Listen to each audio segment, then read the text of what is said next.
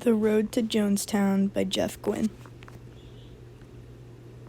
As the fog lifted and they could see better, they got to the radio and reported back to Georgetown that something terrible had happened in Jonestown. Something even worse than armed insurrection and the attack at the Port Katama airstrip. They struggled to find the right words. What they had found in Jonestown in that morning was almost beyond imagination, let alone description. Bodies everywhere, seemingly too many to count, innumerable heaps of the dead. Early life. James was a very paranoid boy. A specific event to recall is the time a neighbor boy attempted to ask Jim about his dog, but Jim assumed that the boy would accuse him of stealing the dog, since it had looked very similar to the boy's dog. Because his parents were always busy and his aunt forbade him from going inside of the house until she returned from work, a neighborly woman named Myrtle had taken up Jim and began to preach her beliefs to him about strict conservatism, reincarnation, and most importantly, religion. The two became close, and Jim had even started calling her Mom. This newfound interest in religion would cause him to visit other churches around his town. He also had a talent of making excuses and getting what he wanted. Jim obviously was very adamant about power and being in power. He would appeal to the emotions of people, oftentimes giving them stability and feeling like they were well taken care of and cared for. Jim might have also been a narcissist, which would nicely explain why he felt he needed power over people. He was a very strong socialist, and he felt the strong need to share his beliefs with everyone. He was influenced by Marxism and the idea that everyone should be equal, and he took these to an extreme. Jim Jones founded the People's Temple because he wanted to share his belief of socialism and equality. However, at this time, World War II had ended, and many were still very wary about communism and any ideas similar to communism, which were closely associated with Jim's beliefs. To disguise this, Jim would hide his socialist teachings with religious talk, even though he himself was not religious at the time. He specifically aimed his teachings towards black communities, as he knew they were one of the most ostracized groups in America. He would preach in neighborhoods and places where many black people lived, and would often stand up for them whenever he heard of them being discriminated against. These protesting actions of his that would often wield positive results often strongly appealed to black communities, therefore drawing them into the People's Temple. Jim was excellent at appealing to the masses and worked extremely hard on building his community. It was almost a double win situation for him.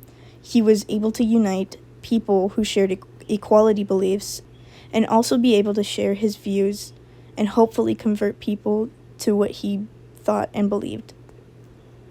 Although over time, Jim began to become more power-hungry and egotistical. His followers were very faithful to him, and he had built a community that had each other's backs, but their faithfulness to him only fed his need to be in power.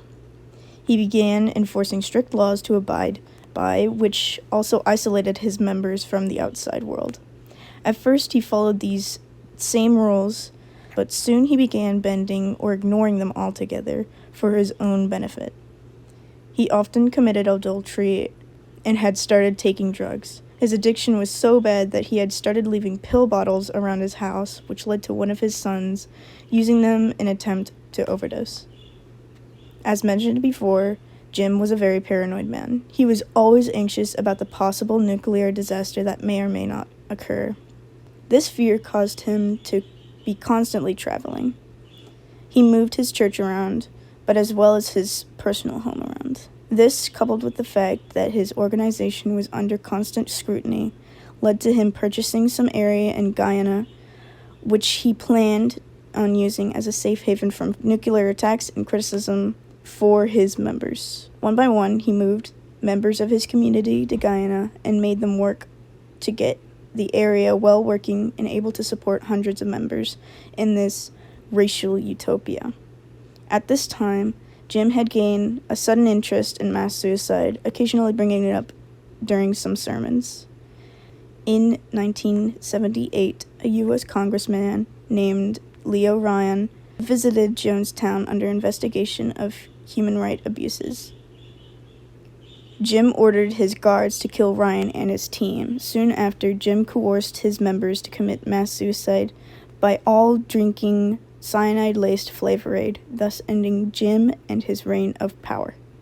This case reminds me a lot of other cults that had done a mass suicide, the main one coming to mind being Heaven's Gate. I can very easily see why a lot of people had begun to follow Jim. He seemed to be a very genuine man who only wanted his followers to be equal to one another and to treat everyone like neighbors. His goals were good in theory, but the way he executed them and the way his ego and power-hungry mindset made him pull it off was devastating and unfortunate. Almost all members had given up their livelihoods for Jim, and they were all taken out as equally as the rest without their knowledge. This book I felt was easy to read, the vocabulary was understandable and not too complex. The sentences, for the most part, felt information-heavy and to the point, very nicely conveying the topic of the chapter. A lot of this is retelling of actual events from the cult, so each chapter focuses on a certain topic of Jim or the cult itself. The author has a good habit of using real accounts from those interviewed who were directly related to Jim or the cult. I personally thoroughly enjoyed this book. Although slow in the beginning because of the introduction of characters, it picked up speed pretty fast, thankfully, and almost immediately demonstrated Jim's personality. My most favorite part of true crime is the deep dive into the main perpetrator and their thought process and what led to this point. This book is excellent in the way that it explains Jim's early life. This book is a must-read for anyone who is interested in the origins of infamous cults and the devastating aftermaths of their existence. This could also be a great read for anyone who is interested in the psychology aspect of a criminal and the inner workings of their mind. Overall, great read.